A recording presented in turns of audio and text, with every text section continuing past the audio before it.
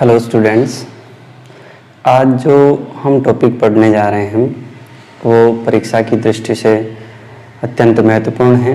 Numerical questions भी इस chapter से काफ़ी पूछे जाते हैं और चैप्टर जो है वो है पूंजी की लागत, कॉस्ट ऑफ कैपिटल के बारे में। जैसा कि नाम से स्पष्ट है, कॉस्ट ऑफ कैपिटल पूंजी की लागत, अर्थात जो पूंजी व्यवसाय के लिए हम इकट्ठा करना जा रहे हैं या किसी परियोजना पर हम निवेश करने जा रहे हैं उसकी लागत कितनी होगी। उस पूंजी की लागत जो है हमारे भावी जो लाभ हैं उस परियोजना पर निवेश करने से जो हमें लाभ प्राप्त होंगे उनसे कम है तो हमें निवेश करना चाहिए, अन्यथा उस परियोजना में निवेश नहीं करना चाहिए। किसी भी परियोजना पर निवेश का निर्णय पूंजी की लागत के आधार पर ही लिया जाता है। जो प्रबंध विशेषज्ञ हैं या जो मैनेजमेंट है वो ये पता लगाता है इन टेक्निक्स के माध्यम से कि क्या पूंजी की लागत जो है वो कम होगी, हमारे प्रत्याशित जो आगम होगी या लाभ होंगे उनसे, या फिर ज़्यादा होगी या कम होगी, जो भी है उस अनुरूप निर्णय लिए जाते हैं। तो पूंजी की लागत की अगर कोई सैद्धांतिक परिभाषा हम देखना चाहें तो क्या हो सकती है। पूंजी की लागत वह कटौती दर है जो विचाराधीन परियोजना जिस पे हम विचार कर रहे हैं, कोई प्रोजेक्ट है उसके ऊपर विचार कर रहे हैं, कि प्रत्याशित रोकड़ प्रवाहों के वर्तमान मूल्य का निर्धारण कर जो कैश फ्लो होगा, कैश इनफ्लो होगा, उसका नेट प्रेजेंट वैल्यू ज्ञात करेंगे और उसके बाद में ये निर्णय करेंगे कि उक्त विचाराधीन परियोजना पर कार्य प्रारंभ करना चाहिए अथवा नहीं करना चाहिए। वस्तुतः पूंजी की लागत जो हमारी विचाराधीन परियोजना है उसके विनियोग प्रस्ताव की न्यूनतम प्रत्याय दर है, जिसे फर्म के अपने स्वामित्व अंशों के बाजार मूल्य को उनके वर्तमान मूल्य पर बनाए रखने हेतु अर्जित करना अनिवार्य है। इसे मिनिमम रेट ऑफ रिटर्न भी कहा है कि हम जो पूंजी निवेश कर रहे हैं उस पर मिनिमम इतना तो रिटर्न हो कि हमारे जो शेयर हैं उनका जो मार्केट वैल्यू है उसे उस लेवल पर बनाए रखा जा सके। उससे हम बढ़ाएं या नहीं बढ़ाएं वो तो बात की बात है, परंतु वर्तमान जो मूल्य हैं उस पर हम बनाए रख सके वो निर्धारित करती हैं। किसी भी फर्म के दो उद्देश्य होते हैं, प्रॉफिट मैक्सिमाइजेशन और वेल्थ मैक्सिमाइजेशन। तो जो दूसरा उद्देश्य है वेल्थ मैक्सिमाइजेशन का, संपदा अधिकतमीकरण का जो उद्देश्य है, करने के लिए यह आवश्यक है कि विचाराधीन पूंजी विनियोग प्रस्ताव कम से कम इतनी प्रत्याय अवश्य अर्जित करे जिससे उसके समान जोखिम वाले वैकल्पिक अन्य विनियोजन प्रस्ताव परियोजनाओं से अर्जित हो सकने वाली प्रत्याय के अवसर का फर्म को त्याग करना होता है।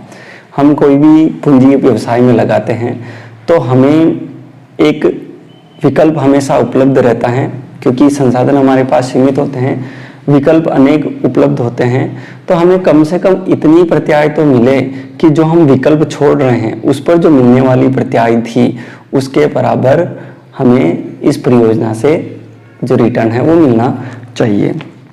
तो पूंजी की लागत को निर्धारित करने से पहले हमें जो 2-3 तत्व हैं उनसे परिचित होना आवश्यक है। उनमें से जो पहला है, पूंजी की लागत को सही अर्थ में रुकावट या बाधा दर, हर्डल रेट भी कह सकते हैं, उसे हर्डल रेट के रूप में ही समझा जाना चाहिए। क्यों समझा जाना चाहिए कि प्रत्येक व्यवसाय फर्म को इससे कोई भी कम लाभप्रद परियोजना प्रस्तावों को स्वीकार करने से पूर्व अनिवार्य रूप से इस बाधा दर को पार करने लायक प्रत्याय दर अर्जित करने का ध्यान रखें। हर्डल रेट क्यों क्या कहा है? क्योंकि किसी भी व्यवसाय को जारी रखने के लिए हमें एक न्यूनतम प्रत्याय दर चाहिए होती है, जिसे हम हर्डल रेट भी कह सकते हैं।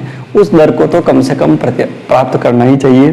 दूसरा क्या ध्यान में रखना चाहिए, पूंजी की लागत को न्यूनतम वांछनीय प्रत्याय दर के रूप में लिया जाता है, मिनिमम रेट ऑफ रिटर्न इसे कह सकते हैं, जिसका अर्थ है कि न्यूनतम प्रत्याय दर के बराबर ही नहीं बल्कि इस प्रत्याय दर से अधिक हमें लाभ प्राप्त होना चाहिए, तभी हम उस परियोजना हमारे जो है वो लाभदायक हमारे लिए होगी। और फर्म की पूंजी लागत है उसे हम जो एक फॉर्मूले के द्वारा तय कर सकते हैं कि उस पूंजी की लागत क्या होगी।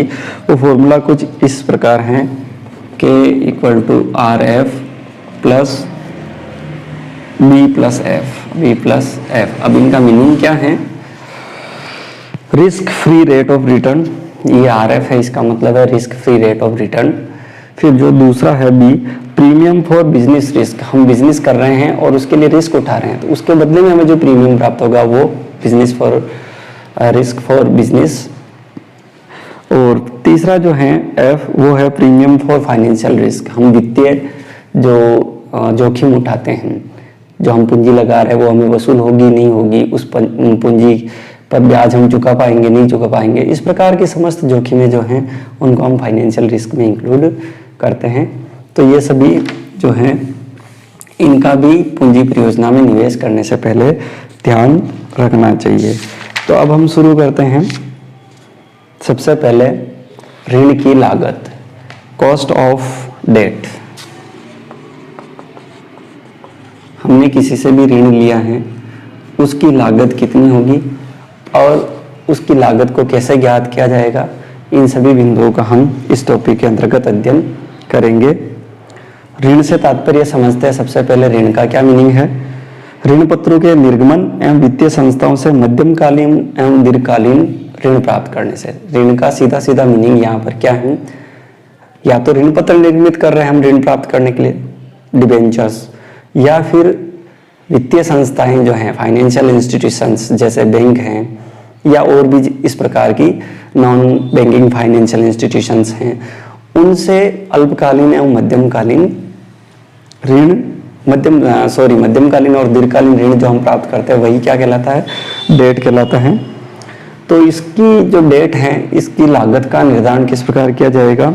बाजार में प्रचलित समान जोखिम वाली फर्मों द्वारा इसी प्रकार के ऋण पर दिए जाने वाले ब्याज, जोखिम रहित सरकारी प्रतिभूतियों पर ब्याज, मुद्रा की मांग पूर्ति की स्थिति आदि बातों से इसकी जो लागत है वो निर्धारित होती है। तो इसमें हम सबसे पहले देखते हैं कि अनंत अवधि ऋण अर्थात अशोधनीय ऋण पत्र जो होते हैं, जिसका हमें उसके जीवन काल में शोधन नहीं करना है, अपनी सुविधा अनुसार उसका जब कंपनी का समापन होगा या हमारे व्यवसाय बंद होगा तब उसका शोधन किया जाएगा, उस प्रकार के जो ऋण पत्र होते हैं जिन्हें हम अशोधनीय ऋण पत्र कहते हैं। वर्तमान में इस प्रकार के ऋण पत्र हालांकि प्रचलित नहीं है। सभी प्रकार के ऋण पत्रों का एक निश्चित समय अवधि के बाद शोधन करना अनिवार्य है, परंतु जो अशोधनीय ऋण पत्र हैं उनकी लागत का निर्धारण किस प्रकार होगा, तो उसका एक फॉर्मूला है KI, कॉस्ट ऑफ इंटरेस्ट या debt, equal to I/P0। Cost of interest जो लागत है ऋण पत्रों की वो ज्ञात होगी KI से, I यानी इंटरेस्ट ब्याज की जो दर है वो, और P0 का अर्थ यहाँ पर क्या होगा, मार्केट वैल्यू ऑफ प्रीपेचुअल डिबेंचर्स। जो ऋण पत्र हैं उनका बाजार मूल्य क्या है वो कहलाएगा P0। इस फॉर्मूले के द्वारा हम क्या करेंगे, इररिडीमेबल जो डिबेंचर्स हैं उनकी लागत को हम उनकी जो लागत है उसको हम ज्ञात कर सकते हैं। अगर ये जो लागत ज्ञात होगी ये कर से पूर्व लागत ज्ञात होगी, अगर हमें कर के पश्चात, क्योंकि हर व्यवसाय या कंपनी को जो है टैक्स देना ही होता है, तो कर पश्चात ये कर पूर्व है। अगर हमें कर पश्चात इसी प्रकार के ऋण पत्रों की लागत को ज्ञात करना है तो क्या हो जाएगा, KI इक्वल टू I जो इंटरेस्ट है 1 - T, ये और हम इसमें ऐड कर देंगे और P0 अपना एज इट इज रहेगा। तो भी अपनी इससे क्या होगा कि कर पश्चात जो है वो जो हमारे ऋण पत्र हैं उनकी लागत ज्ञात होगी। I का अर्थ वही यहाँ पर ब्याज की दर है, और ये जो T है इसका अर्थ है कर की दर, टैक्स रेट। P0 जो नेट प्रोसीड होता है या मार्केट वैल्यू है हमारी वो है। इस प्रकार हम ऋण की लागत को ज्ञात कर सकते हैं। एक प्रैक्टिकल प्रॉब्लम लेते हैं, एक प्रश्न जो है वो लेते हैं। यहाँ पर दिया गया है, एक कंपनी 100 रुपये वाले 15% 4 लाख अनंत अवधि अर्थात अशोधनीय ऋण पत्र 100 रुपये फेस वैल्यू के 4 लाख डिबेंचर जिनकी इंटरेस्ट रेट है 15% वो जारी करती हैं। ऋण पत्रों के निर्गमन पर अंकित मूल्य के 2% के बराबर निर्गमन व्यय, 2% जो है वो है निर्गमन व्यय, वो होता है। और कंपनी की जो कर की दर है वो जो है 35% टैक्स रेट है। इस दिए गए प्रश्न के आधार पर अब हमें क्या ज्ञात करना है? अनंत अवधि ऋण पत्रों की कर पूर्व लागत एवं कर पश्चात लागत ज्ञात कीजिए। दोनों हमें कॉस्ट ज्ञात करनी, टैक्स से पहले और टैक्स के बाद में। यह मानते हुए प्रकलित कीजिए कि यदि अनंत अवधि ऋण पत्रों का निर्गमन 3 सिचुएशन दी गई हैं, सम मूल्य पर निर्गमन किया जाए, यानी जो फेस वैल्यू है 100 रुपये, इसी पर निर्गमन किया जाए। दूसरा जो है 8% प्रीमियम पर इसका निर्गमन किया जाए। और तीसरा जो है वो है 5% डिस्काउंट पर अगर निर्गमन किया जाए। ये 3 सिचुएशन दी गई हैं। ऐसी दशा में हमको क्या ज्ञात करना है? कॉस्ट ऑफ डेट, ऋण पूंजी की लागत ज्ञात करनी है। तो सबसे पहले मैं कर पूर्व ज्ञात करता हूँ। कर पूर्व लागत equal to I upon P0। Interest rate हमारा है 15% divided by P0 net proceed, face value जो है वो 100 रुपीज़ इंटू 100 इक्वल टू 15%। ये हमारी ऋण पूंजी की लागत आ गई। अब ये सम मूल्य पर जारी करने पर हमें ऋण पूंजी की लागत हुई, वो भी कर से पहले। अब इसी को अगर कर पश्चात ज्ञात करना चाहें तो I अपॉन P0 और 1 माइनस T कर देंगे। I है 15%, P0 है 100 और 1 माइनस टैक्स रेट है 35% यानी 0.35। इसको हम सॉल्व करेंगे तो जो हमारा आंसर होगा वो होगा 9 इसमें हमें निर्गमन व्यय जो है उसको भी लेस करने हैं। तो नेट प्रोसीड हमारा निर्गमन व्यय जो है वो है 2%, यानी फेस वैल्यू 100, उसमें से 2 लेस कर देंगे 98। तो ये हो जाएगा हमारा 15 इंटू 0.65 डिवाइडेड बाई 98। तो अब ऋण पूंजी की जो लागत आएगी वो होगी 9.949%। इस प्रकार हमारी ऋण पूंजी की लागत कर पश्चात, ये कर पूर्व 15% और कर पश्चात जो होगी वो होगी 9.949। अब अगर इन ऋण पत्रों को हम 8% प्रीमियम पर इशू करें तो हमारी ऋण पूंजी की लागत कितनी होगी? 8% प्रीमियम का क्या मीनिंग है कि हम उन ऋण पत्रों को 8 रुपये अधिक मूल्य पर बेचेंगे। 100 रुपये जो उसका अंकित मूल्य है उससे 8 रुपये अधिक में हम उन ऋण पत्रों को बेचने वाले हैं। तो क्या इक्वल टू क्या हो जाएगा? कॉस्ट ऑफ इंटरेस्ट या cost of debt equal to I upon P0 into 100। ये अपना फॉर्मूला है। तो हमें सबसे पहले तो 15 इंटरेस्ट अपना है 15 अपॉन P0 जो है ये कर पूर्व ज्ञात कर रहे हैं अपन। दोनों तरीके से अपने को ज्ञात करना है, कर पूर्व और कर पश्चात।